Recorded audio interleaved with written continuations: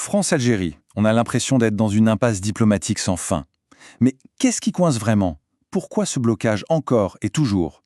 Pour y voir plus clair, il faut plonger dans une histoire, disons, complexe. Une histoire où la politique, la mémoire, tout s'en mêle.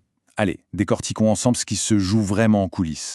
Voilà une phrase qui frappe fort et qui vient de nos sources. Un passé qui ne sèche jamais. C'est exactement ça. On a l'impression que le feuilleton diplomatique franco-algérien, chaque nouvel épisode est écrit avec la même encre. Une encre qui ne sèche jamais. Ce n'est pas juste une petite dispute de passage. Non, c'est un face-à-face permanent, nourri par des décennies d'une histoire, pour le moins agitée.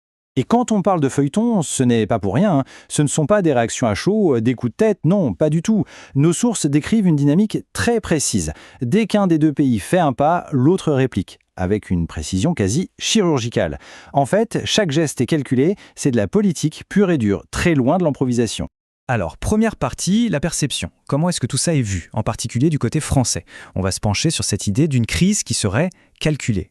Et la question qui est sur toutes les lèvres, surtout dans le débat en France, c'est celle-ci. Est-ce que l'Algérie cherche volontairement à créer une crise, à provoquer des tensions en France? C'est une lecture qu'on entend souvent. Mais les sources qu'on a étudiées, elles, apportent pas mal de nuances à ça. Et c'est là qu'on touche au cœur du problème, au grand malentendu. D'un côté, on a la perception française. Pour Paris, ce sont des provocations, des manœuvres hostiles pour déstabiliser. Et de l'autre, il y aurait la motivation algérienne, qui serait en fait tout autre, une posture de défense centrée sur sa propre mémoire et sa souveraineté. La conséquence de cette perception, elle est simple. La moindre initiative algérienne qui fait réagir en France est tout de suite lue comme une escalade, une provocation calculée pour mettre de l'huile sur le feu. Mais est-ce que c'est vraiment ça, l'objectif ? Voyons maintenant la deuxième partie. Quelle est la réalité derrière cette perception? Parce que nos sources, elles, proposent une toute autre lecture. On ne parlerait plus d'attaque, mais de défense. Et voilà la phrase clé de l'analyse. L'impact sur la société française constitue une conséquence secondaire et non un objectif premier. Autrement dit, ce qui se passe en France, les réactions, les tensions, ce serait un dommage collatéral si on veut, pas le but recherché. Le véritable objectif d'Alger, il serait ailleurs. Alors, quels sont ces fameux objectifs? Il y a d'abord tout ce qui touche à l'interne. Affirmer son identité nationale après la colonisation, ça c'est crucial. Répondre à la mémoire historique du pays, à une demande de justice qui vient de la population. Et puis, il y a aussi la question de la souveraineté. Préserver son indépendance, politique et diplomatique, et bien sûr protéger les intérêts de ses propres citoyens, y compris ceux qui sont à l'étranger. Pour que ce soit plus clair, prenons un premier cas concret. Cette fameuse loi algérienne qui criminalise le colonialisme.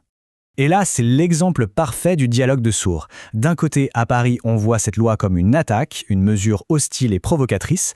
De l'autre, à Alger, on la présente comme un message politique fort, mais un message adressé à sa propre nation. L'idée, c'est de parler à la conscience nationale, de préserver la mémoire. On a donc le même texte, mais deux lectures qui sont à l'opposé l'une de l'autre. Et là, il y a un détail qui change tout. Cette loi, elle a un poids symbolique énorme pour l'Algérie. C'est un acte fondateur pour sa mémoire. Mais sur le plan juridique, elle n'oblige la France à rien. Elle n'est pas contraignante, ce qui confirme bien l'idée que c'est avant tout un message politique pour l'intérieur du pays et pas une attaque en justice au niveau international. Deuxième exemple, plus récent cette fois, mais qui illustre exactement la même chose. Ce qu'on a appelé l'incident de l'influenceur. Et là encore, la réaction française a été immédiate et très vive. Le ministre de l'Intérieur de l'époque n'y est pas allé par quatre chemins. Il a parlé d'une tentative d'humilier Paris. On est donc, une fois de plus, dans une perception d'attaque frontale, d'un geste volontairement humiliant. Sauf que nos sources, elles, proposent un autre angle. L'idée n'était pas de provoquer une crise, mais simplement de protéger les intérêts d'un de ses citoyens à l'étranger. L'action est donc complètement recadrée. On passe d'une provocation diplomatique à une simple mission de protection consulaire. Bon, troisième et dernière partie.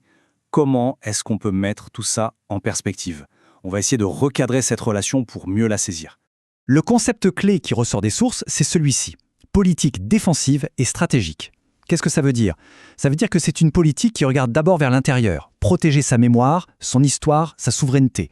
Et dans ce schéma, les répercussions à l'extérieur, notamment en France, ce sont juste des conséquences, pas le but de l'opération. Donc si on résume, pour comprendre les tensions aujourd'hui, il y a 3 étapes, 3 changements de lunettes, en quelque sorte. 1. Ne jamais oublier le poids de l'histoire. 2. Comprendre que les décisions d'Alger sont d'abord prises pour des raisons internes. Et 3. Accepter de voir les impacts en France comme une conséquence, et non comme la cause de ces décisions. Au final, le point le plus important, c'est vraiment ça. Pour comprendre ce qui se passe, il faut accepter de changer complètement de perspective. Arrêter de voir chaque événement comme une tentative de déstabilisation et commencer à le voir comme une étape dans une relation diplomatique et historique qui est forcément complexe, mais qui est aussi finalement assez normale entre ces deux pays. Et tout ça, ça nous laisse avec une question, une grande question pour finir. Donations, liées par une histoire si forte, si douloureuse, peuvent-elles un jour vraiment se tourner vers l'avenir, si chacune ne fait pas d'abord un travail sur elle-même, sur sa propre histoire, son propre regard? La question, bien sûr, reste entière.